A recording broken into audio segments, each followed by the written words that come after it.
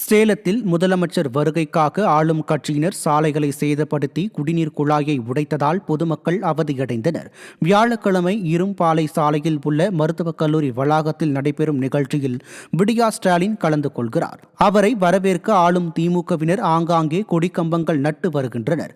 இந்நிலையில் புதுரோடு பகுதியில் மரங்கள் வெட்டப்பட்டு அங்கிருந்த பொது குடிநீர் குழாயை உடைத்து சேதப்படுத்தியதால் குடிநீர் முழுவதும் வீணாகியதால் பொதுமக்கள் அவதியடைந்தனர். விடியா ஸ்டாலினை வரவேற்பதற்காக பொது சொத்துக்களை அளிக்கும் ஆளும் கட்சியினரின் அராஜகத்தை கண்டு பொதுமக்கள் வேதனை தெரிவித்தனர்.